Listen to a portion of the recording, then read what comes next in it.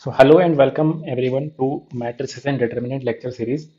This is lecture number 4. आज हम discuss करेंगे रैंक ऑफ अ मैट्रिक्स। तो पहले हम डेफिनेशन देखते हैं कि एक मैट्रिक्स की रैंक होती क्या है। इससे पहले मैट्रिक्स में हम काफ़ी चीज़ें डिस्कस कर चुके हैं।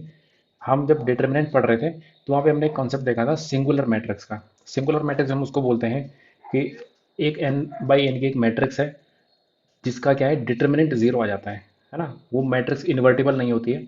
उस मैट्रिक्स को हम सिंगुलर मैट्रिक्स बोलते हैं। उस मैट्रिक्स के साथ क्या प्रॉब्लम हो जाती है ऐसी कि वो सिंगुलरिटी आ जाती है उसमें, कि वो सिंगुलर मैट्रिक्स बन जाती है कि उस मैट्रिक्स के जो रोज या कॉलम है वो क्या है डिपेंडेंट हो जाते हैं एक दूसरे पे। तो उसकी वजह से क्या हो जाता है कि वो मैट्रिक्स में जो उसमें रोज हैं जितने, सपोज एक मैट्रिक्स है 3 बाई 3 की और उसका डिटर्मिनेंट जीरो आ रहा है। तो डिटर्मिनेंट जीरो आने का मीनिंग है क्यों आई उसमें सिंगुलरिटी क्यों आई है, इसलिए आई क्योंकि जो उसमें उसमें रोज है वो वो डिपेंडेंट है एक दूसरे पे कहीं ना कहीं ना। अगर हम उसमें लीनियर कॉम्बिनेशन लेंगे कुछ ना कुछ तो एक पूरी की पूरी रो हम देख जाएंगे कि वो जीरो बन जाती है एंड में ना। तो जीरो बन जाने का मतलब ये है कि वो बाकी दोनों रोज या उन पे डिपेंडेंट थी, इस वजह से क्या हो गया वो जीरो हो गई। तो ये रो डिपेंडेंट और इंडिपेंडेंट या कॉलम डिपेंडेंस और इंडिपेंडेंस का जो ये है क्राइटेरिया है, इसी को हम अब रैंक की तरफ, रैंक की पॉइंट ऑफ व्यू से देखते हैं कि रैंक से इसका क्या मीनिंग होता है। ठीक है। तो पहले हम देखते हैं कि रैंक ऑफ अ मैट्रिक्स। यहाँ पे डेफिनेशन लिखिए column rank and row rank. Column rank में लिखा है column rank of a matrix A is the dimension of column space of A. अभी कॉलम स्पेस क्या होता है अभी वो मैं बताता हूँ। रो रैंक में भी सेम वही लिखा है dimension of row space of A. नीचे एक टर्म और लिखिए कि fundamental result in linear algebra is that column rank and row rank are always equal. तो मीन्स अब देखो पहले हम यहाँ समझते हैं कि कॉलम रैंक और रो रैंक हम किसको बोल रहे हैं और कॉलम स्पेस और रो स्पेस क्या हुआ। तो जैसे अभी मैं बता रहा था वही एग्जांपल दिया था मैं एक सिंगुलर मैट्रिक्स का। तो उस मैट्रिक्स में के साथ क्या प्रॉब्लम हो जाती है, क्यों वो सिंगुलर मैट्रिक्स बन पाई बनी, मतलब उसमें क्या होता है कि जैसे सपोज ये एक मैं एक 3 बाई 3 का एग्जांपल ले लेता हूँ। ठीक है। ये मैंने एक मैट्रिक्स लिखी सपोज। तो इस मैट्रिक्स में क्या हो जाता है कि इस मैट्रिक्स में जो सपोज रो है, कितनी रो है इसमें 3 रो हैं और 3 ही इसमें कॉलम है। ठीक है। ये है 3 बाई 3 की। अब इस मैट्रिक्स का सपोज मैंने डिटर्मिनेंट कैलकुलेट किया, इस मैट्रिक्स का डिटर्मिनेंट आ गया इसका सपोज जीरो आ गया। तो हमको क्यों लगता है कि इसका डिटर्मिनेंट जीरो क्यों आया। फॉर एग्जांपल मैं बोल रहा हूँ कि अभी यहाँ पे ये तो मैंने आर्बिट्ररी लिखा हुआ ए वन A11 A12। ठीक है। बट अगर मान लेते हैं यहाँ पे कुछ नंबर्स होते हैं और हमने कैलकुलेट किया और उसका डिटर्मिनेंट जीरो आ गया।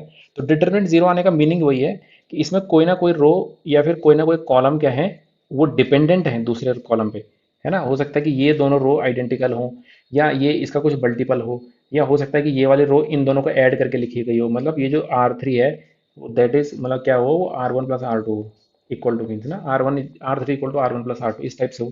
या कुछ भी हो सकता है कि ये इसका मल्टीपल है, इस टाइप के कुछ कुछ ना कुछ इसमें बन रहा होगा, इसी वजह से इसका डिटरमिनेंट जीरो आया है ना। तो इसका मतलब क्या हुआ कि इस मैट्रिक्स में हमको लीनियरली इंडिपेंडेंट रो देखने की कितनी है। और वो जो लीनियरली इंडिपेंडेंट रो है किसी मैट्रिक्स में वो उसकी रो रैंक हो जाती है। ठीक है। और कितनी लीनियरली इंडिपेंडेंट रो है उससे यहाँ पे लिखा है जैसे रो स्पेस का मतलब होता है कि जब हम अभी हम लीनियर अलजेब्रा में जब हम जाएंगे तो वहां पे देखेंगे कि एक वेक्टर से कुछ वेक्टर से स्पैन होके या लीनियर कॉम्बिनेशन लेके, लीनियरली इंडिपेंडेंट वेक्टर्स का लीनियर कॉम्बिनेशन लेके हम एक वेक्टर स्पेस जनरेट कर देते हैं। तो यहाँ की क्योंकि रो को लेके रो एक ये एक वेक्टर है। ठीक है। अगर मैं इतना लेता हूँ तो ये एक रो वेक्टर है, ये भी एक रो वेक्टर है, ये भी एक रो वेक्टर है। सपोज मैंने इन तीनों का लीनियर कॉम्बिनेशन लिया, इन तीन में से दो ही डिपेंडेंट थे और एक तीसरा दो ही लीनियरली इंडिपेंडेंट थे और एक तीसरा वाला जो है वो डिपेंडेंट था। तो जब मैं इन तीनों का लीनियर कॉम्बिनेशन लेके एक स्पेस बनाऊंगा तो उसकी डायमेंशन, क्योंकि यहाँ पे दो ही लीनियरली इंडिपेंडेंट है तो उसकी डायमेंशन 2 आएगी। अगर सपोज यहाँ पे एक ही लीनियरली इंडिपेंडेंट होता और बाकी दोनों इसी से कुछ मल्टीप्लाई करके या कुछ ना कुछ वो फर्स्ट रो पे ही डिपेंडेंट है, तो जब मैं इन तीनों का लीनियर कॉम्बिनेशन लेके एक स्पेस बनाऊंगा रो स्पेस तो उसकी डायमेंशन 1 आएगी। ठीक है। तो वही मैट्रिक्स की रैंक होती है। मीन्स ये एक लीनियर अलजेब्रा के पॉइंट ऑफ व्यू से मैंने मैट्रिक्स के रैंक की डेफिनेशन लिखी हुई है। अगर हम प्योरली मैट्रिक्स को देखें तो रो रैंक क्या होती है मैट्रिक्स की, number of linearly independent row in a matrix. ठीक है। सेम कॉलम मैट्रिक्स के लिए भी है, कॉलम रैंक के लिए कॉलम रैंक क्या होगा, number of linearly independent columns in a matrix. ठीक है। और फिर यहाँ पे पॉइंट लिखा है fundamental result in linear algebra is that column rank and row rank are equal. Means column rank अगर मैं देखूं कितने लीनियरली इंडिपेंडेंट कॉलम है इसमें या कितने लीनियरली इंडिपेंडेंट रो है तो वो सेम ही आएगा। ठीक है। तो किसी मैट्रिक्स की रैंक, रैंक क्या होती है हमेशा एक इंटीजर होता है। तो रैंक क्या हो सकती है, जीरो हो सकती है, मिनिमम रैंक जीरो हो सकती है किसी की। जीरो रैंक सिर्फ जीरो मैट्रिक्स की होती है, जो ऐसी कोई मैट्रिक्स हो उसमें सब कुछ जीरो है, zero zero zero zero zero zero और कुछ है ही नहीं उसमें। ठीक है, तो ऐसी मैट्रिक्स की रैंक जीरो होती है, इसके अलावा और कोई मैट्रिक्स है उसकी रैंक जीरो नहीं होगी। अगर नॉन जीरो मैट्रिक्स है, उसमें एक भी एलिमेंट अगर नॉन जीरो है तो उसकी रैंक मिनिमम वन हो सकती है। तो मैट्रिक्स की रैंक क्या हो सकती है, जीरो हो सकती है, वन हो सकती है, टू, थ्री, फोर, ऐसे करके। ठीक है, डिपेंड करेगा मैट्रिक्स का ऑर्डर क्या है। सपोज ये थ्री बाई थ्री की मैट्रिक्स है, तो इसकी मैक्सिमम रैंक है क्या, रैंक देखो मैं यहाँ पे लिख देता हूँ। पहले हम रैंक की डेफिनेशन देखते हैं। रैंक जो मैं बता रहा हूँ, rank is a number of linearly linearly independent rows oblique columns in a matrix. किसी मैट्रिक्स में कितने number of linearly independent row या कॉलम है। ठीक है, हम सिर्फ रो रो भी बोल सकते हैं, क्योंकि अल्टीमेटली रो और कॉलम उतने सेम नंबर आएगा हमेशा। ठीक है, ये इस स्टेटमेंट के अकॉर्डिंग। तो रैंक क्या बता रहे हैं, रैंक बताते हैं नंबर ऑफ का मतलब हम काउंट कर रहे हैं ना कितनी रो है इसमें। जैसे इसमें कितनी रो है, टोटल तीन है। भाई हम कितने लीनियरली इंडिपेंडेंट रो है इसमें, मतलब टोटल रो कितनी है, टोटल रो इसमें तीन है। अब इसकी रैंक कितनी हो सकती है, या तो तीन होगी, या तो दो होगी, या तो एक होगी, या फिर जीरो होगी। जीरो का अभी मैंने बताया जीरो किसकी होती है, जीरो सिर्फ अगर ये पूरी पूरी मैट्रिक्स जीरो जीरो जीरो होती, तो उस टाइम पे हम बोलते हैं कि क्योंकि मैट्रिक्स जीरो है तो इसकी रैंक भी जीरो ही होगी। ठीक है, तो रैंक हमेशा एक पॉजिटिव इंटीजर होता है, zero, one, two, three, something इस टाइप से। ठीक है, तो दैट इज रैंक, ये मैट्रिक्स की रैंक होती है। तो रैंक हमेशा एक पॉजिटिव इंटीजर से हम बताते हैं। ठीक है, अब रैंक, अब देखो एग्जाम्पल के लिए, फॉर एग्जाम्पल मैंने लिखा A is equal to one two four, suppose मैंने ऐसे लिख दिया थ्री माइनस वन टू, और फिर मैंने लिख दिया फोर वन एंड सिक्स, ये लिखा। तो अब देखो इस ये एक एग्जांपल है, थ्री बाई थ्री का मैंने एग्जांपल लिया। ठीक है, तो थ्री बाई थ्री में क्या लिया, ये है आ, ये फर्स्ट रो थी, ये सेकंड रो थी। मैंने क्या करा कि इन दोनों रो को ऐड करके मैंने थर्ड रो बना दी। जैसे थ्री प्लस वन किया तो फोर आ गया, टू अरे इनको ऐड किया तो इतना आ गया, फोर और टू को ऐड किया तो इतना आ गया। तो ये क्या हुआ, इसमें ये दोनों रो तो इंडिपेंडेंट थी, बट थर्ड रो जो है, ये जो फर्स्ट, ये वाली रो है, this is R one, R two, और ये क्या है, R one plus R two है। तो मतलब ये जो है third row, it is linear combination of row one and row two. इसमें कितने कितने लीनियरली इंडिपेंडेंट रो है इसमें, इसमें दो ही लीनियरली इंडिपेंडेंट। तो इसकी रैंक कितनी हो जाएगी, रैंक हो जाएगी इसकी टू। अब ये तो रही स्क्वायर मैट्रिक्स की बात। ठीक है, अब जरूरी नहीं कि मैट्रिक्स हमेशा स्क्वायर हो, रेक्टेंगुलर मैट्रिक्स भी हो सकती है। मीन्स ऑर्डर, नंबर ऑफ रोज और नंबर ऑफ कॉलम के डिफरेंट भी हो सकते हैं। जैसे एक मैट्रिक्स थ्री बाई फोर की भी हो सकती है, फोर बाई सिक्स की भी हो सकती है। इन ऑर्डर की मैट्रिक्स की रैंक भी हम निकालने का भी मेथड्स है हमारे पास। तो डिटर्मिनेंट से है, से अगर डिटर्मिनेंट जीरो आ रहा है तो वो हम, तो डिटर्मिनेंट तो स्क्वायर मैट्रिक्स का निकलता है। ठीक है, अगर मान लेते हैं नॉन जीरो नहीं सॉरी नॉन स्क्वायर मैट्रिक्स होगी तो उसका डिटरमिनेंट तो निकलेगा नहीं, है ना। सपोज एक एग्जांपल के लिए, एक मान लेते हैं, मैं एक मैट्रिक्स लेता हूँ, उसका ऑर्डर है मान लेते हैं थ्री बाई फोर। ठीक है,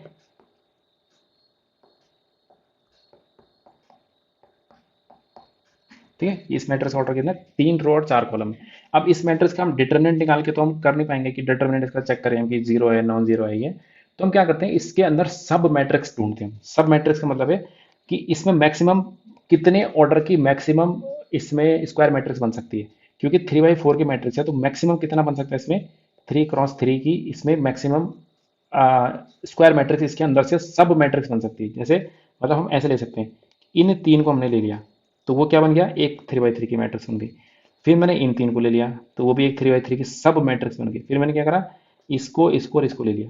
ठीक है, तो फिर वो भी एक सब मैट्रिक्स बन गई। फिर मैंने इसको इसको और इसको ले लिया तो ये भी एक सब मैट्रिक्स बन गई। फिर इस टाइप से मतलब हमने एक एक करके, तो इसके अंदर चार बन जाएंगे। एक बार हमने फर्स्ट कॉलम को छोड़ दिया, एक बार सेकंड कॉलम को छोड़ दिया, एक बार थर्ड को, एक बार फोर्थ को। तो इस टाइप से हमारे पास चार सब मैट्रिक्स आ जाएंगे, उनको माइनर्स बोलेंगे हम। ठीक है, कि वो क्या है, माइनर्स हो गए चार, तीन ऑर्डर के चार माइनर्स हो गए हमारे पास। फिर माइनर क्या है, डिटर्मिनेंट है, मीन्स हो ना डिटर्मिनेंट, जैसे ये डिटर्मिनेंट, इसको कैलकुलेट करेंगे हम। अगर ये माइनर जीरो आता है, सपोज ये जीरो आ गया, फिर हम क्या करेंगे, दूसरा चेक करेंगे। एक पहले हमने एक कॉलम को छोड़ दिया, सपोज इतने का माइनर चेक किया, माइनर वाला इसके डिटर्मिनेंट निकाला, जीरो आ गया। फिर हमने इस रो को छोड़ दिया, फिर इसको पी लिया, फिर से जीरो आ गया सपोज। फिर हमने इस रो को छोड़ दिया, तो फर्स्ट फर्स्ट इसको लिया तो वो भी जीरो आ गया सपोज। फिर हमने लास्ट को छोड़ दिया तो इन तीनों को लिया। तो चारों माइनर हमने निकाले, सपोज फॉर एग्जांपल कि चारों के चारों माइनर अगर जीरो आ गए, चारों माइनर अगर जीरो आ गए इसके 3 बाई 3 के, तो हम बोलते हैं कि rank of this matrix is less than 3, क्योंकि इसके 3 ऑर्डर के चारों माइनर जितने पॉसिबल माइनर थे, all possible minors of order 3 by 3 are zero, therefore rank of A is less than 3। फिर हम क्या करेंगे, लेस देन 3 है इसका मतलब क्या हो सकती है रैंक, रैंक है तो 2 होगी या तो 1 होगी, है ना, 1 होगी या तो 2 होगी। अब हम 2 ऑर्डर के देखेंगे तो क्या करेंगे उसके बाद, 2 ऑर्डर के, जैसे एक देखो, एक ये 2 ऑर्डर का 2 बाई 2 का माइनर है, फिर दूसरा क्या हो सकता है, फिर ये है, फिर ये है, फिर इस टाइप से ये है, फिर इस टाइप से चार चार चार चार के जितने पेयर ले सकते हैं, फिर इसको इसको और इसको ले लो, ठीक है। तो इस टाइप से हम बहुत सारे इसमें अंदर 2 बाई 2 के बहुत सारे माइनर्स बन जाएंगे। अगर 2 बाई 2 का एक भी माइनर, एटलीस्ट एक, एटलीस्ट वन माइनर जो है, माइनर मतलब डिटर्मिनेंट, ठीक है, 2 बाई 2 का वो नॉन जीरो आ जाए, सपोज मैंने इसको लिया इतना, इसका डिटर्मिनेंट कैलकुलेट किया और वो नॉन जीरो आ गया, मान लेते 5 आ गया, 1 - 1 कुछ भी आ गया, तो हम बोलेंगे इसकी रैंक 2 हो जाएगी, रैंक इज इक्वल टू 2 हो जाएगी सीधे। एक भी माइनर अगर आर ऑर्डर का एक भी माइनर अगर नॉन जीरो आ जाता है और R+1 के सारे जीरो हैं, तो उसको बोलेंगे कि रैंक क्या आ गई इसकी, रैंक इसकी आर हो गई उस टाइम पे, ठीक है। अभी हम इसको प्रॉपरली मैं बताता हूँ, स्लाइड्स में लिखा हुआ मैंने आगे, ठीक है। अब फिर क्या है, उसके बाद फिर मेथड्स, और भी मेथड्स है रैंक निकालने के, ठीक है। इस मेथड से हम रैंक वैसे जनरली निकालेंगे नहीं। देखो, methods to find the rank of a matrix. देखो पहले माइनर्स ऑफ अ मैट्रिक्स, ये अभी अभी ने देखा, माइनर क्या होता है, the determinant of a square, square सब मैट्रिक्स, ठीक है। स्क्वायर सब मैट्रिक्स मीन अगर स्क्वायर मैट्रिक्स नहीं है तो उसके अंदर सब मैट्रिक्स तो बन सकती है स्क्वायर, ठीक है। स्क्वायर सब matrix of order R is called a minor of order R. R order की, जैसे मैं यहाँ पे एग्जांपल दे रहा था कि 3 बाई 3 के इसके अंदर हमने ये लिया सपोज एक, तो ये आर ऑर्डर का मीन्स ये 3 ऑर्डर का माइनर है, 3 ऑर्डर माइनर। तो इसके अंदर 3 ऑर्डर के कितने माइनर बन पाए, इसके अंदर टोटल 4 माइनर बन पाए, एक बार फर्स्ट कॉलम को छोड़ दिया, एक बार सेकंड को, एक बार थर्ड को, फोर्थ को। अब 2 बाई 2 के माइनर भी देखने हमें कि 2 बाई 2 के कितने हैं, ठीक है, तो वो मीन्स अलग अलग ऑर्डर के minor. The determinant of a square सब matrix of order R is called the minor of order R, ठीक है। A minor of order R is said to be R rowed minor, R rowed minor या फिर minor of order are बोल सकते हैं इसको, ठीक है। अब रैंक क्या होती है, रैंक होती है the rank of a matrix is said to be R, matrix की रैंक आर होगी अगर, क्या होगा जो मैंने पीछे बताया था, पीछे क्या बताया था कि आर ऑर्डर का अगर एक भी माइनर नॉन जीरो आ गया और R+1 के सारे जीरो है, मतलब यहाँ पे देखो, अभी स्टेटमेंट को तब पढ़ेंगे हम कि all minors of order R क्या है, जीरो है, और और sorry sorry, all minors of order R+1, R+1 के सारे जीरो आ गए। यहाँ पे लिखेंगे एटलीस्ट वन माइनर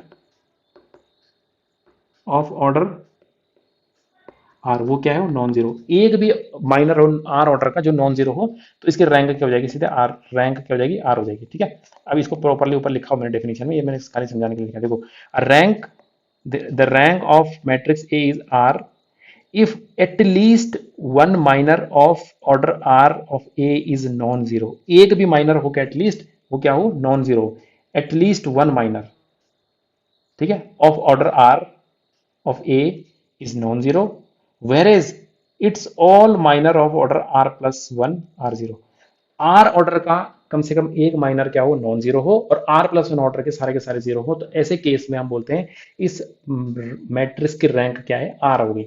ये कॉन्सेप्ट हमको पता होना चाहिए, इस मेथड से क्वेश्चन कभी सॉल्व नहीं करना है, ठीक है, क्योंकि इस मेथड पे हम सॉल्व कर भी नहीं पाएंगे कभी, ठीक है।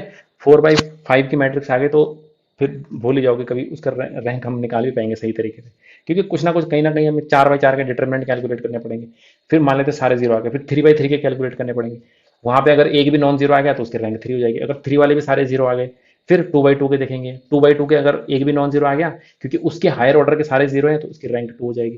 तो ऐसे हम कब तक करते रहेंगे, तो 4/5 वाले में सुबह से शाम हो जाएगी, कभी आंसर नहीं निकल पाएगा, बट एक कॉन्सेप्ट हमको जरूर पता होना चाहिए, ठीक है। इससे हमें लीनियरली डिपेंडेंसी और इंडिपेंडेंसी का फ्लेवर आ रहा है इससे ना, मतलब लीनियरली डिपेंडेंट और इंडिपेंडेंट कैसे बन रहा है, मीन्स अगर 3/3 के सारे जीरो हो गए, तो इसका मतलब 3 ऑर्डर की जब भी मैं देख रहा हूँ सारे डिपेंडेंट होता है तो डिटर्मिनेंट जीरो आ जाता है, डिटर्मिनेंट जीरो आने का मतलब माइनर जीरो आ रहा है, डिपेंडेंसी है, डिपेंडेंसी है, क्यों है, क्योंकि वो लीनियरली डिपेंडेंट है, मतलब इसकी वजह से डिटर्मिनेंट जीरो आ रहा है, तो 3/3 के सारे जीरो आ गए तो दैट मीन रैंक 3 नहीं हो सकते, रैंक 3 से कम हो गई, तो इससे उस चीज को हमें थोड़ा थोड़ा पता चल रहा है, लीनियरली डिपेंडेंस और लीनियरली इंडिपेंडेंट का पता चल रहा है।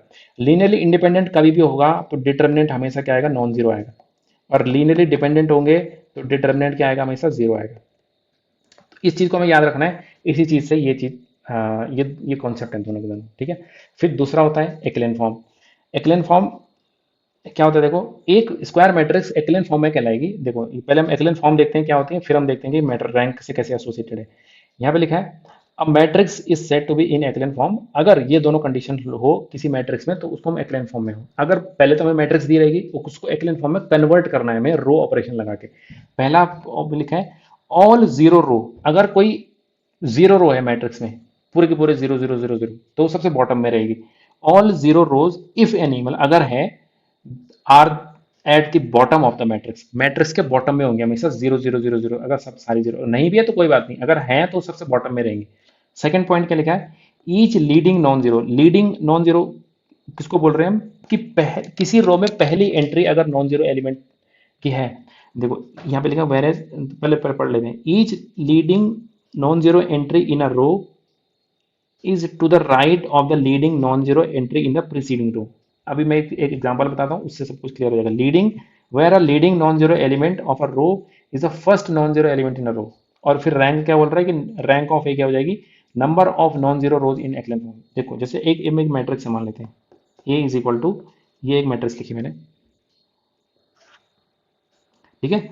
तो क्या होता है कि इसको बोलते हैं हम, ये मान लेते हैं यहाँ पे नॉन जीरो एलिमेंट है, पहला ही एलिमेंट नॉन जीरो, पहली रो का पहला एलिमेंट नॉन जीरो, तो ये लीडिंग एलिमेंट हो गया, किसका, पहली रो का लीडिंग एलिमेंट है। इसके बाद A12 लिखा है, इसमें मान लेते हैं A13 लिखा है, A14, A15, सपोज ये इस टाइप से, ठीक है, इस टाइप से। फिर इसके नीचे सारे जीरो होने चाहिए, लीडिंग एलिमेंट के नीचे हमेशा क्या होता है, सारे के सारे एलिमेंट जीरो बनाने हमने, तो जीरो जीरो जीरो, सपोज ये है, A11 के नीचे सारे जीरो बना दिए। अब हम आ गए एट, अब हम सेकंड रो पे आ गए। जब हम ये ऑपरेशन लगाते हैं तो उस टाइम पे हो सकता है कि यहाँ पर क्या हो, A22 जो एलिमेंट हो वो नॉन जीरो आ जाए, तो नॉन जीरो आ गया तो अब इसके नीचे सारे जीरो होने चाहिए। फिर थर्ड रो में आ गए हम, A33, इसके नीचे सारे सारे जीरो आ गए, A44, सपोज ये है A45, पहले मैं एक लिख देता हूँ इसको पूरा मैट्रिक्स को, ठीक है, A23, A24, A25, A34, A35, ये है। तो ये एक आइडियल कंडीशन है। आइडियल कंडीशन मीन्स कि किसी मैट्रिक्स को हमने एक्लेन फॉर्म में कन्वर्ट किया तो वो इस टाइप से आ गई, ठीक है, ये बन गई। ये इसका काइंड ऑफ मेन लाइन, देखो ये एक अपर ट्रायंगुलर मैट्रिक्स जैसी दिख रही है ना। ये एक ये क्योंकि ये रेक्टेंगुलर मैट्रिक्स है, इस मैट्रिक्स का ऑर्डर कितना है, 4 by 5 है, इसमें पांच, चार रो और पांच कॉलम है। तो एक ये अपर ट्रायंगुलर मैट्रिक्स के जैसे दिख रही है, क्योंकि जब हम रैंक निकालते हैं तो हम मैट्रिक्स को एक्लेन फॉर्म में कन्वर्ट करते हैं। एक्लेन फॉर्म मतलब आइडियल एक्लेन फॉर्म तो ये दिख रही है, सपोज ये है, ठीक है। पहला हमने, ये लीडिंग एलिमेंट है, पहली रो का लीडिंग एलिमेंट है A11, उसके नीचे सारे जीरो हैं।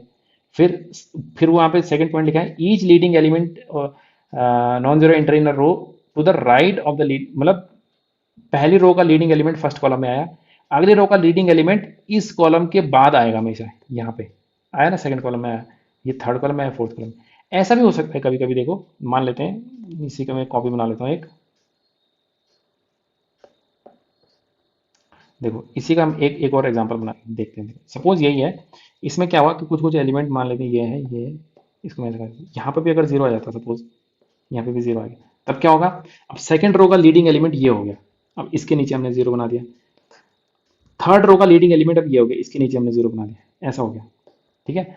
तो इसमें कोई, इसमें भी क्या है, यहाँ पे एक नॉन जीरो एलिमेंट बच गया। मान लेते हैं कि जब हम इसमें से ये ऑपरेशन लगा के इसको जीरो बनाना चाह रहे होंगे, फॉर एग्जाम्पल कि ये एलिमेंट भी जीरो आ जाता, ऐसे ये आ गया। तो इस वाली मैट्रिक्स में कितने नंबर ऑफ नॉन जीरो रोज है, नॉन जीरो का मतलब ऐसी रो जिसमें नॉन जीरो एंट्री हो, ये भी नॉन जीरो है, ये भी नॉन जीरो, सारी नॉन जीरो, तो इसकी रैंक कितनी होगी, इसकी रैंक 4 होगी, 4 है इसकी नॉन जीरो। यहाँ पे भी अगर दोनों जगह जीरो आ जाते जैसे नीचे वाले में आ, ये पूरी की पूरी रो जीरो हो गई, ये जीरो रो है। इसके ऊपर 3 रो ऐसी हैं जिसमें क्या है, नॉन जीरो एंट्री है, तो इस मैट्रिक्स की रैंक 3 हो गई, इस मैट्रिक्स की रैंक 4 हो गई। अगर एक एग्जांपल में और लिखता कि यहाँ इन दोनों जगहों पे भी जीरो आ जाता तो क्या आ गई, इसमें जीरो रो हो गई 2, नॉन जीरो रो हो गई 2, तो इसकी रैंक हो गई 2, क्योंकि इसमें नॉन जीरो रो 2 है, ठीक है। तो इसको बोलते हैं हम एक्लेन फॉर्म मैट्रिक्स की। एक्लेन फॉर्म में हम क्या है, ये स्क्वायर मैट्रिक्स, अगर हम ये स्क्वायर मैट्रिक्स ले लेते तो स्क्वायर मैट्रिक्स में क्या होता है, स्क्वायर मैट्रिक्स में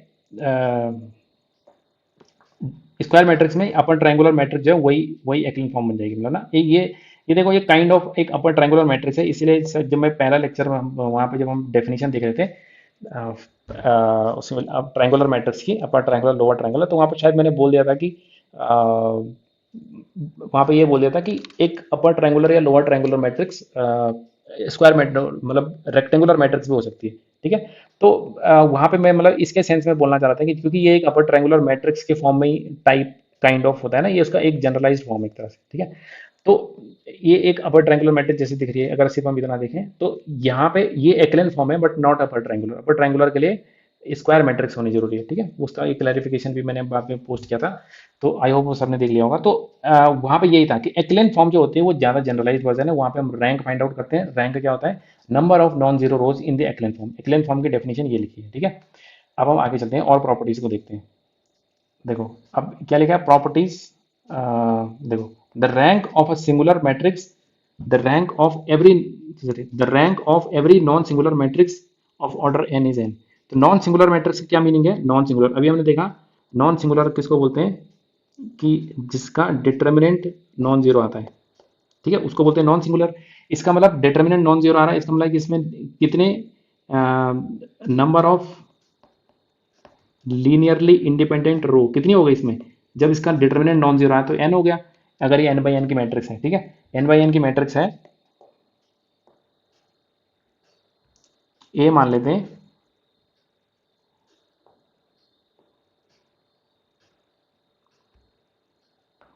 ए A I J N by N की मैट्रिक्स है। If determinant of A is not equal to zero, मतलब डिटर्मिनेंट नॉन जीरो आ रहा है, कुछ भी आ रहा है, तो इसका मतलब नंबर ऑफ लीनियरली इंडिपेंडेंट रो कितनी हो गई? एन हो गई। इंप्लाइज रैंक ऑफ ए कितनी हो जाएगी? एन हो जाएगा। सेकंड पॉइंट लिखा है rank of a square matrix of order N is less than N if and only if A is singular. Square matrix rank है उसकी मींस अगर सिंगुलर मैट्रिक्स है, सिंगुलर मैट्रिक्स अभी हमने बताया था पीछे, मान लेते हैं ए एक स्क्वायर मैट्रिक्स है, A I J N cross N की, और अगर सिंगुलर है, सिंगुलर का मतलब determinant of A is equal to zero है, इसका मतलब इसमें एक लीनियरली डिपेंडेंट रोज है, लीनियर डिपेंडेंट रोज है, इसका मतलब क्या हो जाएगा? रैंक ऑफ ए क्या हो जाएगी? लेस देन एन हो जाएगी। बस तो rank of square matrix of order N is less than N होगी if and only if A is singular. Third point लिखा है rank of every non zero matrix is greater than zero. इसका मतलब क्या होगा कि अगर मैट्रिक्स अभी बोला भी था मैंने, if A is equal to zero matrix, A अगर जीरो मैट्रिक्स मान लेते हैं तो रैंक ऑफ ए क्या हो जाएगी? वो तब हो जाएगी जीरो। अब A is equal to non zero matrix, अगर नॉन जीरो मैट्रिक्स, तब क्या हो जाएगा? रैंक ऑफ ए क्या हो जाएगी? ग्रेटर देन जीरो, मतलब ग्रेटर देन जीरो या फिर greater than equal to one भी बोल सकते हैं, ठीक है। वन या वन से बड़ी होगी हमेशा। The rank of a matrix is less than equal to R, लिखा है यहाँ पे rank of a matrix is less than equal to R if R plus one rowed minor of matrix vanish. जो वही जो पीछे चीज बताई थी कि अगर आर प्लस वन ऑर्डर के सारे माइनर वैनिश कर जाते हैं, जीरो हो जाए, वैनिश का मतलब है जीरो, इक्वल टू जीरो, अगर सारे जीरो आ जाते हैं डिटर्मिनेंट सारे आर प्लस वन ऑर्डर के, तो इसका मतलब कि रैंक क्या है? या तो आर होगी या तो आर से लेस देन होगी, ठीक है। और अगर आर ऑर्डर का एक भी हमें नॉन जीरो माइनर मिल जाता है तो उसको बोलेंगे हम कि मैट्रिक्स क्या होगा उसकी, रैंक क्या होगी उसकी? रैंक उसकी आर हो जाएगी। और प्रॉपर्टीज देखते हैं। Rank of the transpose of a matrix is same as the original matrix, मतलब क्या होगा कि rank of A is equal to rank of A transpose. ये तो बहुत ही ऑब्वियस चीज है क्योंकि जो इसमें रो है वो उसमें कॉलम बन जाएंगे, तो नंबर ऑफ रो और रो रैंक और कॉलम रैंक सेम ही होती है वैसे भी ना, ठीक है। A is let A be M by N matrix, M by N matrix suppose M row and N column है, तो हाँ ऐसा होता है कि rank of A zero, zero भी हो सकती है, जीरो कब होगी? जब वो जीरो जीरो जीरो मैट्रिक्स होगी तभी हो सकती है, जीरो से बड़ी होगी हमेशा, and less than equal to M comma N. M comma N का मतलब है जो भी रो या कॉलम, जैसे सपोज ए एक मैट्रिक्स है 4/5 की, तो जो रैंक ऑफ ए है वो क्या होगा? Less than equal to minimum of 4 and 5।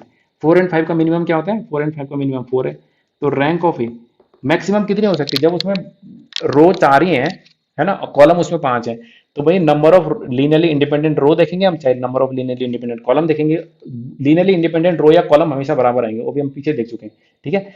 तो ए में जब 4 ही रो हैं तो मैक्सिमम कितनी रैंक हो सकती है इसकी? 4 हो सकती है, ठीक है। पांच तो कभी नहीं हो सकती, क्योंकि जब पांच उसमें रो ही पांच नहीं है तो पांच कहां से हो जाएगी, ठीक है। तो rank of any matrix is always less than equal to minimum of row and column. तो ये वही चीज लिखा हुआ है यहाँ पे ना, कि जीरो से तो बड़ी होगी हमेशा, जीरो ग्रेटर देन और equal to zero, but less than minimum of M and N. Rank of A is equal to zero if and only if A is equal to, मतलब जीरो मैट्रिक्स। ये क्या है, this is zero matrix. Zero matrix की rank zero होती है, otherwise और कोई matrix की रैंक जीरो नहीं होती। Rank of K A is equal to rank of A. K A का मतलब क्या है कि किसी स्केलर से हमने मल्टीप्लाई कर दिया मैट्रिक्स को, तो वो उससे कोई फर्क, नॉन जीरो स्केलर, ठीक है, नॉन जीरो जरूरी है। जीरो से मल्टीप्लाई कर देंगे तो पूरी मैट्रिक्स जीरो हो जाएगी, रैंक उसकी जीरो हो जाएगी। तो ए मैट्रिक्स को किसी नॉन जीरो स्केलर से मल्टीप्लाई करने से कोई फर्क नहीं पड़ता। Number of linearly independent row या कॉलम जितने थे तो वो उतने ही रहेंगे, किसी स्केलर से मल्टीप्लाई करने से कोई फर्क नहीं पड़ता, ठीक है। अब ये एक रैंक इनइक्वालिटी है, ये अपर बाउंड और लोअर बाउंड बताता है, ठीक है। ये बहुत ही इंपॉर्टेंट चीज है, इससे बहुत सारे क्वेश्चन सॉल्व होते हैं। इसको भी बहुत अच्छे से याद रखेंगे सब लोग। इसको मैं एक बार एक्सप्लेन भी कर देता हूँ क्या कहना चाह रहा है ये। इसको बोलते हैं Sylvester's rank inequality. If A is a m by n matrix and b is a n by k matrix, ठीक है, दोनों मल्टीप्लिकेशन के लिए कंपैटिबल होनी चाहिए। ए क्या है, ए का ए मैट्रिक्स है, ए का ऑर्डर है m by n, और बी का ऑर्डर है n क्रॉस k, ठीक है। तो ए में नंबर ऑफ कॉलम कितने हैं, n है, बी में नंबर ऑफ रो कितनी, n, तभी तो a इंटू बी मल्टीप्लाई हो सकती है। तो ये क्या बताता है ना कि a इंटू बी का लोअर बाउंड बताता है कि मिनिमम कितनी रैंक हो सकती है। तो यहाँ पे बोल रहा है कि rank of a into B, A into B जो है वो हमेशा ग्रेटर देन और इक्वल टू होगी किससे, rank of A plus rank of B minus N. N क्या है, एन इसमें है नंबर ऑफ कॉलम्स, एन क्या है, नंबर ऑफ कॉलम इन ए के जितने कॉलम है या बी में जितनी रो है, ठीक है। जब ये मल्टीप्लाई होती है तो ये दोनों इक्वल होने चाहिए, तभी जाके मल्टीप्लाई हो सकती है। तो वो जो इक्वल है उसी को हमें सब्ट्रैक्ट करना। तो ये लोअर बाउंड बता रहा है ए इंटू बी का। लोअर बाउंड बताने का मतलब क्या है कि रैंक इससे तो हमेशा ज्यादा ही होगी, ठीक है। अभी मैंने पीछे और भी इनइक्वालिटीज लिखी हुई है कि और भी लोअर बाउंड क्या क्या हो सकते हैं possible. Lower bound upper bound इसी सबसे बहुत सारे क्वेश्चन सॉल्व हो जाते हैं। तो rank of A B is greater than equal to rank of A plus rank of B minus N. N is the number of columns in A. इसी का एक और ज्यादा जनरलाइज वर्जन है, ये तो दो मैट्रिक्स थी, सपोज तीन मैट्रिक्स हमें मल्टीप्लाई हो रही है आपस में, ए बी और सी, तो इसका और जनरल फॉर्म है ये, ठीक है। तो ये क्या बताता है, if A B C and B C are defined. Defined का मतलब है इनका ऑर्डर कुछ इस टाइप का है कि तीनों मल्टीप्लाई हो सकते हैं आपस में। जैसे कि ए का ऑर्डर मान लेते हैं एम क्रॉस एन है, उसका एन क्रॉस पी है, उसका पी क्रॉस क्यू, इस टाइप से, ठीक है। तो ये उसका और ज्यादा जनरलाइज्ड वर्जन है, ठीक है। कि इसको भी मैं लिख देता हूँ एक बार, लिखा हुआ है वैसे तो, कि rank of A into B plus rank of B into C, ये लेस देन होगा rank of B plus rank of A B C. देखो इससे हम ये वाली ऊपर वाली इनइक्वालिटी कैसे आ सकती है, ये आएगी अगर मैं इसमें सपोज बी को मैं आइडेंटिटी मैट्रिक्स ले लूँ। बी को क्या ले लेंगे, let B is equal to identity, यहाँ पे लेट नहीं इफ लिख देते हैं, इफ, ठीक है। मैं लिख देता हूँ इफ, अगर बी अगर आइडेंटिटी मैट्रिक्स होगी इस एक्सप्रेशन में तो क्या हो जाएगा, identity matrix of order N, ठीक है। तो rank of A into I, ये हो जाएगा A into I plus rank of I into C is less than equal to rank of I, I N है मतलब एन ऑर्डर के identity matrix, ठीक है, plus rank of B, A into I, तो मतलब आई इंटू सी ऐसा हो जाएगा, ए इंटू आई एन, तो ए हो जाएगा प्लस रैंक ऑफ सी हो जाएगा less than equal to N हो जाएगा ये, plus rank of A into C. तो देखो ये वही चीज़ तो आ गई, इसको माइनस एन, तो rank of A plus rank of C minus N is less than equal to rank of A into C. तो यही वाला एक्सप्रेशन आ गया, देखो सेम हुई ना, ए इंटू बी का ये A into B is greater than A plus B minus N, तो ये वही लिखा A into C is greater than A plus C minus N, ठीक है। तो वही चीज़ है, तो मतलब ये और ज़्यादा जनरलाइज्ड वर्जन है। अगर तीन मैट्रिक्स के लिए ये वाली थ्योरम है, ठीक है। पर ये ऊपर वाली बहुत ज़्यादा यूज होती है, अभी हम देखेंगे क्वेश्चंस करेंगे तो वहाँ पे ये सिल्वर्स्टर्स इनइक्वालिटी है वो यूज होती है, ठीक है। ये लोअर बाउंड बताता है। एक अपर बाउंड के लिए भी थ्योरम है। अभी देखो मैंने bounds of rank of a matrix, ये मैंने बहुत सारे रिजल्ट यहाँ पे लिखे हुए हैं, इसको बहुत इंपॉर्टेंट है। देखो पहला है ए प्लस बी का bound, rank of A plus B हमेशा लेस देन इक्वल टू होगा rank of A plus rank of B, ये भी इंपॉर्टेंट है, ठीक है। इंपॉर्टेंट सारे ही हैं, अलग से मैं बताऊंगा नहीं, इंपॉर्टेंट ये सारे ही हैं कि rank of A plus B is always less than equal to rank of A plus rank of B, ठीक है। और ये है rank of A minus B is greater than और equal to rank of A minus rank of B, ठीक है। तो ये क्या बता रहा है, ए प्लस बी का बता रहा है अपर बाउंड, ये बताता है ए माइनस बी का लोअर बाउंड, ठीक है। रैंक ऑफ ए बी, ये अभी पीछे भी बताया था कि ये क्या होता है, जैसे अच्छा चलो ये वाला नहीं बताया कि मिनिमम ऑफ रैंक ऑफ ए, मतलब देखो अगर हम दो नंबर्स को मल्टीप्लाई, मतलब मैट्रिक्स को मल्टीप्लाई कर रहे हैं, rank of A into B, वो हमेशा लेस देन इक्वल टू होगा minimum rank of A rank of B. इन दोनों में से जो भी छोटी वैल्यू होगी, जैसे अभी हम रोज और कॉलम के लिए देख रहे थे ना कि रो और कॉलम में से जो छोटा नंबर होगा उससे कम ही आएगी हमेशा रैंक, उतनी या उससे कम। तो यहाँ पे वही है कि दो मैट्रिसेस अगर मल्टीप्लाई हो रही है ए इंटू बी, तो उसकी जो रैंक है प्रोडक्ट की, that will be less than equal to, always less than equal to rank of A rank of B का जो मिनिमम है। ठीक है, तो ये क्या बता रहा है, ए इंटू बी का अपर बाउंड बता रहा है ये। अपर बाउंड का मतलब है कि भाई इससे ज्यादा नहीं हो सकती रैंक, और जो पीछे थी ये क्या बता रहा था, ये लोअर बाउंड बता रहा है कि इससे कम नहीं हो सकती रैंक। तो ये लोअर बाउंड बता रहा है, ये क्या है, लोअर बाउंड, लोअर बाउंड है ये। ठीक है, और ये क्या है, ये अपर बाउंड है। ठीक है, तो देखो यहाँ पे वही चीज लिखी हुई है कि rank of A into B is less than equal to rank of A rank of B. ठीक है, ये हो गया, मतलब minimum of rank of A rank B. Rank of A B is not equal, मतलब ऐसा जरूरी नहीं है कि ए इंटू बी और बी इंटू ए की रैंक क्या है, सेम आए, तो ये भी ऐसा होता है। ठीक है, एक किसी केस में आ सकता है कि कोई हमने अच्छी सी मैट्रिक्स ले ली, सिंपल सी शरीफ सी मैट्रिक्स, आइडेंटिटी मैट्रिक्स ले लो दोनों, ए और बी दोनों को आइडेंटिटी ले लो, या दोनों नॉन सिंगुलर ले लो अगर, ठीक है, अगर ए बी दोनों स्क्वायर मैट्रिक्स है, दोनों नॉन सिंगुलर है, तो तब तब हो जाएगा। ठीक है, अगर नॉन सिंगुलर है ए, तो इसकी इसकी इसकी रैंक एन होगी और इसकी भी रैंक एन होगी। ठीक है, तो दोनों को मल्टीप्लाई करेंगे तभी भी नॉन सिंगुलर रहेगी, तो प्रोडक्ट की रैंक क्या हो जाएगी, एन हो जाएगी। बी ए को करेंगे तभी भी रैंक एन हो जाएगी। तो मतलब अगर नॉन सिंगुलर है दोनों तब ये केस पॉसिबल है, otherwise in general this is not true कि मतलब दोनों की रैंक इक्वल आएगी। ठीक है, अब ये वाला देखो, ये भी इंपॉर्टेंट रिजल्ट है, ये वाला देखो, rank of A is equal to rank of A transpose, यहाँ तक तो ठीक था, ये पहले बता चुका मैं। That is equal to rank A transpose, A into A transpose equal to A transpose into A की रैंक जो होगी ए ट्रांसपोज की भी वही होगी, ए इंटू ए ट्रांसपोज की भी वही होगी, और ए ट्रांसपोज इंटू ए की भी वही होगी। तो ये भी एक इंपॉर्टेंट रिजल्ट है। ठीक है, बहुत अभी क्वेश्चंस आएंगे देखना, बहुत सारे क्वेश्चंस हम रैंक वगैरह के क्वेश्चन सॉल्व क्यों नहीं कर पाते, क्योंकि हमको ऐसे रिजल्ट हमको याद ही नहीं होते। फिर हम सोचते हैं कि यार ये पता नहीं कहाँ से क्वेश्चन पूछा गया है, हमको तो कुछ आ ही नहीं रहा इसमें। और ये क्या है, ये वही उसी चीज को पीछे जो लिखा हुआ था, ये सिल्वेस्टर्स इनइक्वालिटी जो है वो वही है, रैंक ऑफ ए बी। ये क्या है, this is again lower bound,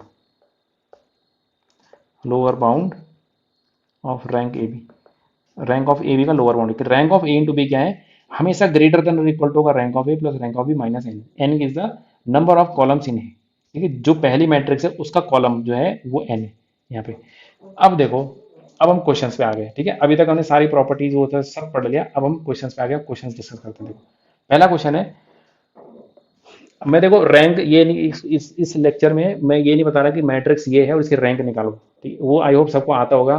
ठीक है, इतनी बेसिक चीज अगर मैं ये बताऊंगा कि ये मैट्रिक्स है इसकी रैंक निकालो, रो ऑपरेशन लगाओ, एग्रेंज फॉर्म में कन्वर्ट करो, तो ये सारी चीजें सबको आती होंगी ऑब्वियसली। ठीक है, तो इसलिए मैं उन सब चीजों में अपना टाइम, मतलब हम अपना टाइम ना लगाएं, हम उनमें लगाएं जो क्वेश्चन एग्जाम में पूछे जाते हैं। ठीक है, एग्जाम में ऐसा नहीं आएगा कि जो ये एक रैंक, ये मैट्रिक्स है एक ए 1 2 4 5 1 9 -1 3 2, इसकी रैंक निकालो जी, ऑप्शन दे दे चार, ये 1 2 3 0, चार ऑप्शन दे दे कि क्या होगी इसकी रैंक।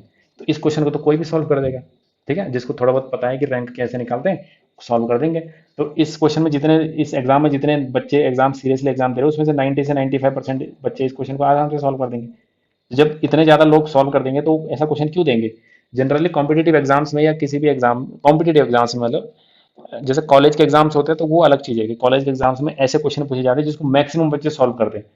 कॉम्पिटेटिव एग्जाम में ठीक उल्टा है, ऐसे क्वेश्चन पूछे जाते हैं जिसको मैक्सिमम बच्चे सॉल्व ना कर पाए, वही कर पाए जिसके कॉन्सेप्ट में थोड़ी क्लैरिटी हो, कॉन्सेप्ट पढ़े हैं, रैंक का कॉन्सेप्ट पढ़ा है, उसको अप्लाई करना आता है। रैंक पढ़ा है, रैंक क्या होती है, रैंक निकालना नहीं, रैंक का मीनिंग समझना है, और उसके जो ये जो एक्स्ट्रा प्रॉपर्टीज हैं ये सब जो है इनको पढ़ा है और इनको अप्लाई करके इसका सॉल्यूशन निकालना है। तो इस टाइप के जो कर पाएगा वही उन क्वेश्चन को सॉल्व कर पाएगा। अब हम क्वेश्चन पे आते हैं, देखो, let A and B be N by N real matrices which of the following statement is correct.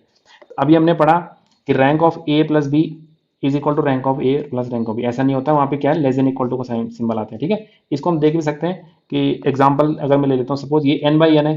ठीक है, एंड जो चीज देखो, एक और चीज सुन लो, कि जब भी कोई क्वेश्चन आता है जिसमें आर्बिट्ररी गिवन हो कि let A be N N by N matrix, तो एन बाई एन का मतलब वो हर एन के लिए ट्रू है। तो हम एन को अगर कोई पर्टिकुलर वैल्यू ले रहे हैं तो वो उसके लिए भी ट्रू होना चाहिए।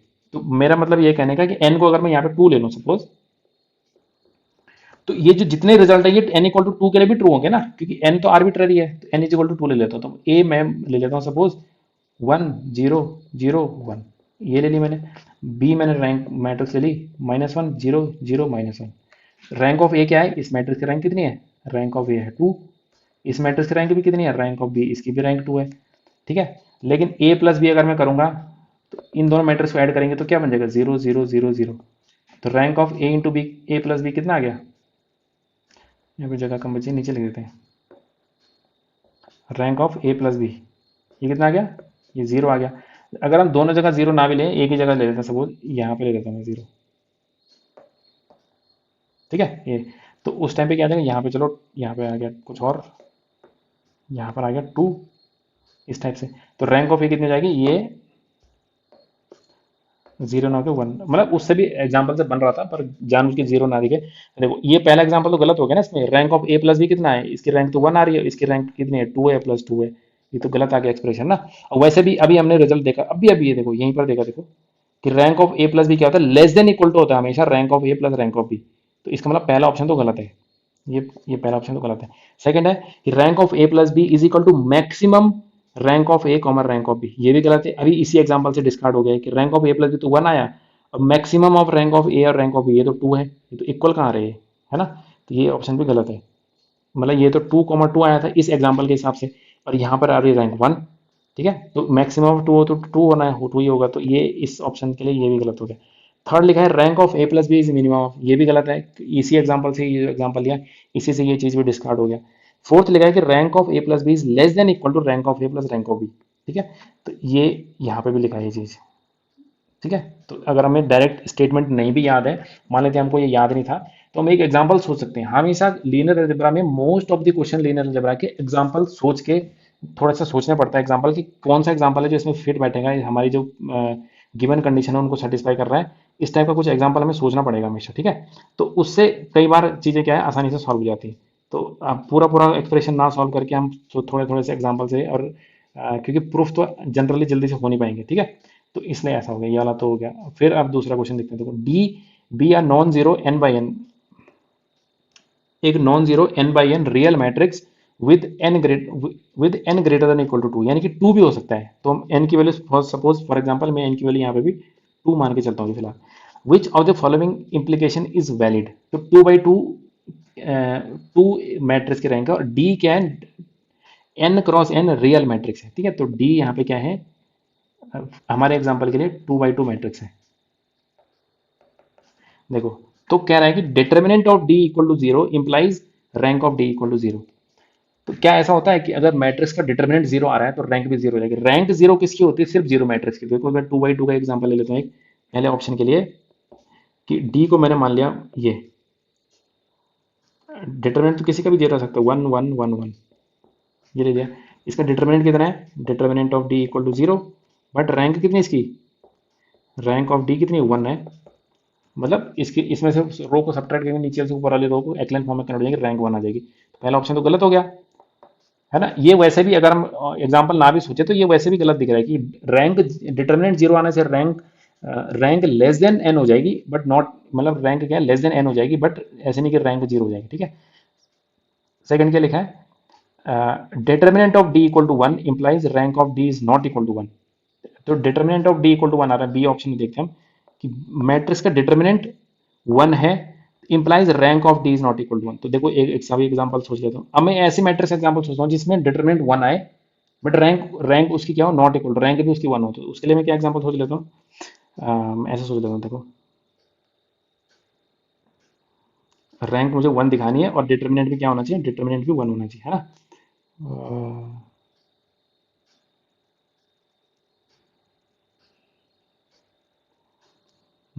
Determinant of D equal to 1 and implies rank of D equal not equal to 1, rank of D not equal to 1। तो उसके लिए अभी देखो क्या एग्जांपल होगा, तो देखो यहाँ पर क्या है कि determinant of D equal to one आ रहा है, तो determinant of D equal to one का मीनिंग इस एग्जाम्पल नहीं चलेगा इसमें ना। Determinant of D, determinant of D equal to one आ रहा है, दैट मीन्स ये नॉन जीरो डिटर्मिनेंट है। तो जब नॉन जीरो आता है determinant N by N matrix का, तो रैंक कितनी हो जाती है, रैंक ऑफ डी कितनी हो जाएगी, रैंक ऑफ डी हो जाएगी टू, रैंक ऑफ डी हो जाएगी टू। टू क्यों हो जाएगी, मतलब टू बाई टू की मैट्रिक्स है, और अभी हमने देखा ना कि एन बाई एन मैट्रिक्स, अभी ये इस वाले रिजल्ट है देखो। हम्म,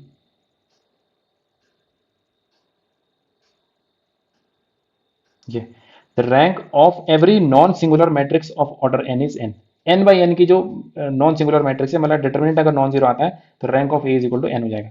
तो इस वाले स्टेटमेंट से ये कहेंगे कौन सा क्वेश्चन है वो, ये वाला, कि determinant of D equal to one, मतलब non zero, not equal to zero implies rank of D is not equal to one. Not equal to one का मतलब है rank of D equal to, यहाँ पे टू आ रहा है ना, rank of D equal to two आ रहा है, तो ये स्टेटमेंट सही है बिल्कुल। ठीक है, तो बाकी के भी देख लेते हैं हम कि rank of D equal to one implies, rank of D equal to one implies determinant of D not equal to zero, ये गलत है, क्योंकि रैंक ऑफ डी अगर लेस देन एन हो गया तो डिटर्मिनेंट वो मैट्रिक्स सिंगुलर बन जाएगी। तो देखिए यहाँ थर्ड वाले में क्या है, थर्ड वाले में क्या है, which is not equal to one लिख देता हूँ यहाँ पे, ठीक है, देयरफॉर बी इज करेक्ट। अब सी में क्या है कि rank of D equal to one, मतलब लेस देन एन आ गया, इसका मतलब कि D is singular, singular matrix है, इंप्लाइज सिंगुलर मैट्रिक्स है, तो डिटर्मिनेंट ऑफ डी कितना हो जाएगा, डिटर्मिनेंट ऑफ जी हो जाएगा जीरो। तो ये थर्ड वाला तो गलत है, वैसे ये सिंगल ऑप्शन करेक्ट वाला क्वेश्चन है, तो इसमें हमें एक आंसर मिल चुका है, पर फिर भी हम चारों एक बार देख लेते हैं। Rank of D equal to N implies determinant of D not equal to one, तो rank of D equal to N, तो डी वाले में क्या है देखो, rank of D equal to N, N का मतलब है यहाँ पे टू है, ठीक है, एन हमने टू ले रखा है शुरू से ना, तो टू मान के चलो, तो implies determinant of D is not equal to one. तो अगर देखो वन भी हो सकता है किसी ऐसी टू बाई टू की मैट्रिक्स जिसके रैंक टू हो, रैंक जिसकी टू हो और उसका डिटर्मिनेंट वन आ जाए, ऐसा हो सकता है, ठीक है, तो आराम से हो सकता है, जैसे वन वन जीरो वन, ये इसकी ये डी मैट्रिक्स ले ली मैंने, रैंक ऑफ डी कितनी है, यहाँ पे टू है, एंड डिटर्मिनेंट ऑफ डी कितना है, वन है, तो ये लास्ट वाला ऑप्शन भी गलत हो गया, तो इसका ऑप्शन बी सही है। अब देखो ये क्वेश्चन है कि let A be a 4/7 real matrix and B be a 7/4 real matrix such that A into B equal to I, I four मतलब 4/4, ठीक है, तो देखो सबसे पहले हमें यहीं से पता चल गया कि A is a 4/7 and B is a 7/4, तो इसका मतलब रैंक ऑफ ए क्या होता है, मिनिमम मतलब less than equal to minimum of 4 and 7, और rank of B is less than equal to minimum of 4 and 7, तो क्या आएगा, लेस देन इक्वल टू 4 होगा रैंक ऑफ ए, और रैंक ऑफ बी भी क्या होगा, लेस देन इक्वल टू 4 होगा, ठीक है, इतना हमने अभी तक निकाल दिया आई फोर। और ए इंटू बी किसके इक्वल आ रहा है, ए इंटू बी, ये किसके आ रहा है, आई फोर के, आई फोर मतलब इसका मतलब क्या होगा, rank of A into B कितना आ रहा है, rank of A into B आ रही है 4, क्योंकि आइडेंटिटी मैट्रिक्स की रैंक कितनी होती है, 4 होती है। अब आगे देखते हैं क्वेश्चन क्या पूछ रहा है, विच of the following is always true, इनमें से कौन सा हमेशा ट्रू होगा बोल रहे हैं, ठीक है, तो ये आया देखो हमको ये पता है कि रैंक, अब हम वाली इनइक्वालिटी यूज करते हैं कि rank of A into B क्या होता है, हमेशा लेस देन इक्वल टू होता है रैंक ऑफ, नहीं, minimum rank of A rank of B, ये होता है। अब रैंक ऑफ ए क्या है यहाँ पे, रैंक ऑफ ए बी कितना है, 4 आया, 4 is less than equal to minimum, ये 4 आया ना, तो इससे नहीं, सॉरी दूसरी वाली इनइक्वालिटी से हमें पता चलेगा, कौन सी वाली, जो सिल्वेस्टर्स इनइक्वालिटी है, ठीक है, उससे पता चलेगा, एक मिनट में देख, देखो इसमें इस इनइक्वालिटी से नहीं निकलेगा, देखो मैं बताता हूँ कैसे, ये इससे हमें पता चलेगा rank of A into B equal to 4। अब एक चीज और है कि रैंक ऑफ ए, अगर मान लेते हैं इनकी rank less than equal to 4 है ना, अगर मान लेते हैं इसकी रैंक लेस देन 4 होती है, मान लेते हैं 3, इसकी रैंक 3 हो जाएगी, 3 हो गई सपोज, तो हमको पता है कि rank of A into B क्या होता है, रैंक ऑफ बी होता है लेस देन इक्वल होता है minimum of rank A rank B. अगर इनमें से दोनों में से कोई भी एक, या तो ये अगर ये 3 होते सपोज, ठीक है, अगर ये रैंक ऑफ बी, अगर यहाँ पर 3 लिख दूं मैं और यहाँ पर 4 लिख दूं, तो इसकी तो वैल्यू 3 आ जाएगी, मतलब मिनिमम ऑफ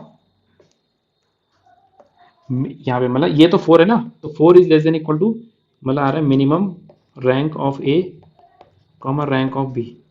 इससे हमें क्या कंक्लूजन निकला कि रैंक ऑफ ए जो है वो भी 4 है, रैंक ऑफ बी भी कितनी है, 4 है। रैंक ऑफ बी ये भी कितना है, 4 है। क्यों? लेस देन इक्वल टू 4 था, यहाँ पर दोनों के दोनों आके 4 से ग्रेटर हैं दोनों के दोनों। Rank of minimum rank of दोनों में से जो छोटा है वो 4 से बड़े हैं दोनों के दोनों, क्योंकि दोनों यहाँ पे लिखा था कि लेस देन इक्वल टू 4 है, यहाँ पर आके ग्रेटर देन इक्वल टू 4 है। Therefore rank of A is equal to 4, rank of B equal to 4। एक रैंक एनालिटिक थ्योरम होती है कि देखो पहला पहला ऑप्शन तो सही हो गया कि rank of A is equal to 4। एक एक ऑप्शन एक उसमें होता है कि रैंक एनालिटिक थ्योरम कि rank of B plus nullity of B equal to होता है rank of B plus nullity of B जो होता है, rank of B plus nullity of B column space means वो क्या होगा, 4 के इक्वल हो जाएगा। नंबर ऑफ रैंक, एक मिनट, रैंक एनालिटिक थ्योरम मैं इसके हिसाब से बताता हूँ मैट्रिक्स के हिसाब से। Number of column vector of B, तो बी क्या है, बी 4, ये है 4, तो कॉलम वेक्टर कितने हैं इसमें, 4 है, तो रैंक कितनी है इसकी 4 plus nullity of B is equal to 4 हो जाएगा, तो 4 से 4 कैंसिल है, nullity of B is equal to 4, zero आ गया, जीरो, सॉरी जीरो। तो नलिटी ऑफ बी, ये ऑप्शन भी इसमें सही है। ये जो जहाँ से क्वेश्चन लिया गया है ये वहाँ पे मल्टीपल ऑप्शन करेक्ट वाले आंसर होते हैं, जैसे आई थिंक ये नेट जेआरएफ का क्वेश्चन है, तो वहाँ पे ये ऑप्शन से हो गया। B into A equal to I seven, मतलब बी इंटू ए क्या है, where I seven is 7 by 7 identity matrix, ठीक है। तो बी इंटू ए, तो बी इंटू ए की रैंक क्या हो सकती है, देखो बी इंटू ए की जो रैंक है, rank of B into A वो less than equal to rank of minimum, वही बाउंडेडनेस थ्योरम लगेगी ना इसमें भी, यही वाली। ये तो ए इंटू बी के लिए था, सेम बी इंटू ए के लिए भी यही यही रैंक लगेगी कि rank of B into A is less than equal to minimum rank of A comma, मतलब rank of B rank of A, ये आएगा। रैंक ऑफ ए और बी हमने निकाल चुका है ऑलरेडी कि ए कितनी है, 4,4 है। तो रैंक ऑफ बी इंटू ए कितना हो सकता है, मैक्सिमम, मतलब लेस देन इक्वल टू 4 होगा, मैक्सिमम 4 हो सकती है रैंक ऑफ बी इंटू ए। तो बी इंटू ए की रैंक मैक्सिमम 4 हो सकती है, तो क्या ये 7 क्रॉस 7 की आइडेंटिटी मैट्रिक्स बन पाएगी, कभी कभी नहीं बन पाएगी, क्योंकि 7 क्रॉस 7 आइडेंटिटी मैट्रिक्स की रैंक 7 होती है, ये यहाँ पे लिखा है कि लेस देन इक्वल टू 4 है। तो ये स्टेटमेंट गलत हो गया ये वाला, and rank of B is equal to 7 ये भी गलत हो जाएगी, क्योंकि रैंक ऑफ बी कितनी आई है, 4 आई है। Let M N N belongs to N, M less than N, ठीक है, एम लेस देन एन लिखा है,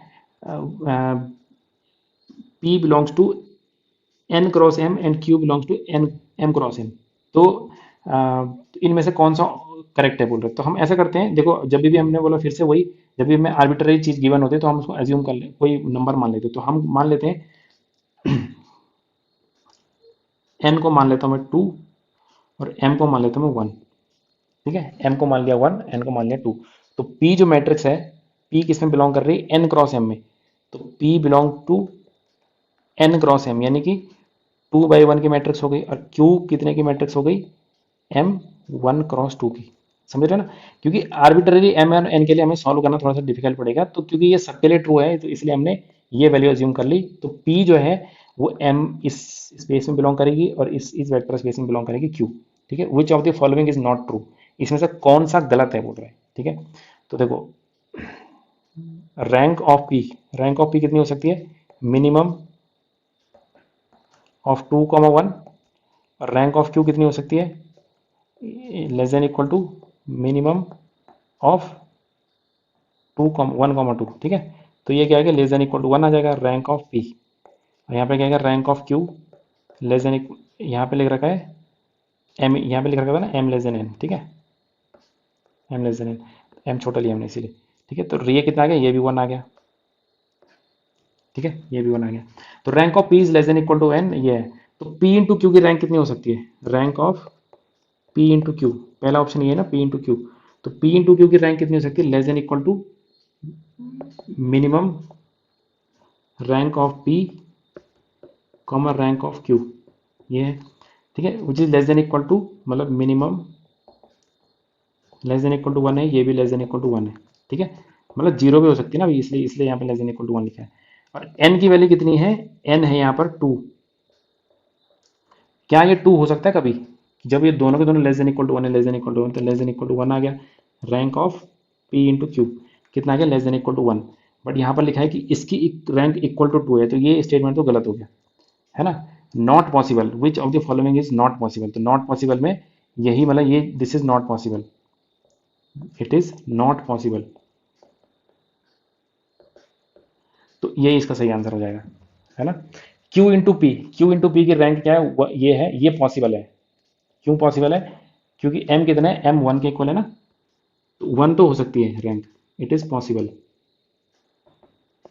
तो ये गलत हो जाएगा आंसर, क्योंकि हमें नॉट पॉसिबल बताना है, मतलब लेस देन इक्वल टू 1 है तो rank of p into Q zero हो सकती है या तो 1 हो सकती है, तो 1 भी पॉसिबल है मतलब ना, तो इसलिए ये पॉसिबल है। Rank of p into Q, Q into P करो चाहे p इंटू क्यू करो, सेम आएगा दोनों के लिए, ठीक है। ये भी गलत हो जाएगा, ये भी 1 है, मतलब ये भी पॉसिबल है।